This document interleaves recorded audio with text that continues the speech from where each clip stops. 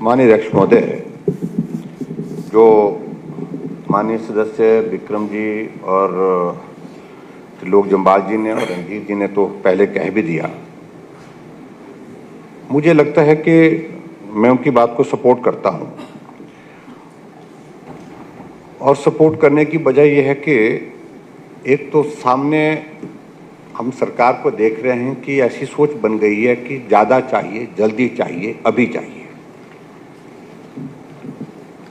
और ठीक विक्रम जी ने बड़ी जो हमारी पहाड़ी यहाँ में इसमें कि भाई अगर मुर्गी अंडे दे रही है तो कहीं उस पर ही संतोष करना चाहिए, क्योंकि अंडा मिलता रहेगा।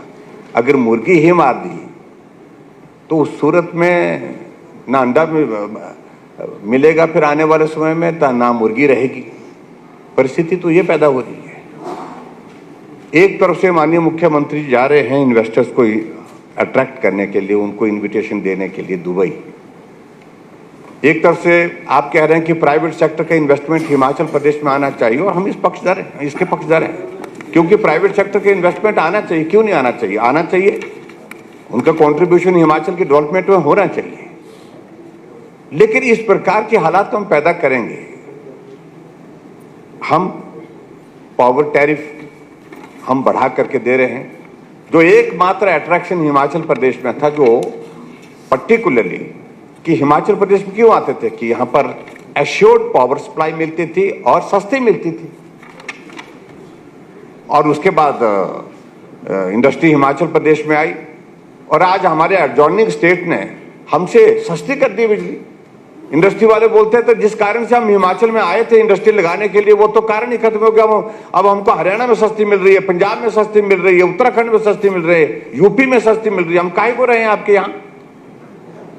इसलिए अध्यक्ष महोदय, हमको सोचना है, थोड़ा बैलेंस करना पड़ेगा।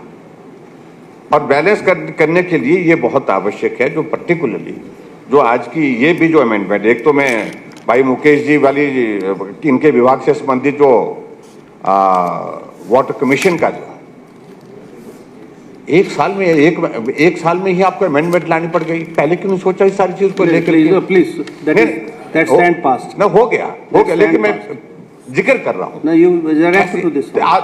जो चीज जल्दबाजी में की जाती है अध्यक्ष महोदय, मेरा कहने का मतलब है बिना सोचे की जाती है, बिना विचारे की जाती है, उसके इम्पैक्ट ये होते हैं 6 महीने के बाद अमेंडमेंट लानी पड़ती है, 4 महीने के बाद अमेंडमेंट लानी पड़ती है। और जो अभी अमेंडमेंट इसमें जो लाने का जो प्रयत्न किया है, इसमें सबसे इंपॉर्टेंट पार्ट ये है, अल्टीमेटली इसका बोझ किस पर पड़ेगा?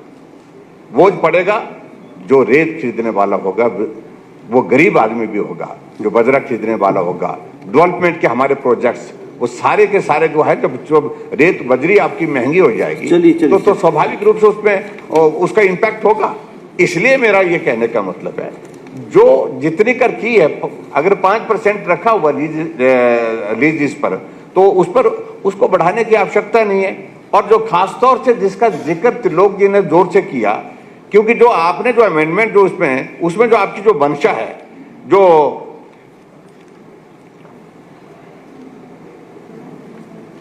आपने जो आपका मेन जो ऑब्जेक्टिव आपका है, वो ऑब्जेक्टिव में, उस ऑब्जेक्टिव में आपने जिक्र किया है कि जो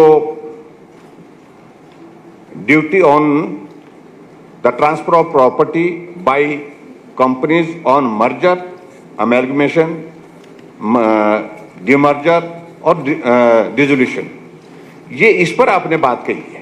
ये परिस्थितियां तो उस स्थिति में होती है जब कंपनी डूब गई होती है, उसके पास कुछ होता नहीं है। और ऐसी सिख यूनिट को हमको रिवाइव करने के लिए प्लान करते हैं। हम के बीच चलो, अगर कोई काम करते करते बिल्कुल गिर ही गया हालात के मुताबिक, उसको थोड़ा खड़ा करके मदद करने की कोशिश की जाती है, एडजॉइनिंग स्टेट में की जाती है, वहां की पॉलिसीज में की जाती है। तो हम क्या उसको बिल्कुल ही मार देना चाहते हैं? और उसमें आप 8% का जो आप वो लगा रहे हैं उसमें स्टैंप ड्यूटी, तो 8% के साथ एक तो ऐसे ही मरा हुआ है, और ऊपर से आप 8% और उन पर लगाएंगे तो बिल्कुल ही मर जाएगा। तो इसको थोड़ा जेन्युइननेस के साथ देखने की आवश्यकता है। मेरे कहने का अभिप्राय ये है, हम इस बात से सहमत हैं कि मुख्यमंत्री के दिमाग में ये की बात पड़ी है कि हिमाचल प्रदेश में 4 साल में पूरे देश का कौन सा ये राज्य बनाएंगे, यानी कि सबसे संपन्न राज्य है। अब हम इस बात को समझ नहीं, ये जादू की छड़ी कैसे करेंगे, कैसे कैसे घुमाएंगे आपके भाई 4 साल में हो जाएगी। 1 साल में तो 12,000 करोड़ रुपए ऋण ले चुके हैं आप, और 4 साल में कितना ऋण होगा आप परिस्थिति को समझते हैं। आप कल ही कह रहे थे, परसों कह रहे थे कि 23 करोड़ रुपए हिमाचल प्रदेश में कुल बचा है, मात्र कुल बचा है। और ऐसे हालात में 4 साल में पूरे देश में हिमाचल को सबसे समृद्ध राज्य बनाने की बातें कह रहे हैं। मेहरबानी करके ये फार्मूला हमको बता दो, क्या फार्मूला है।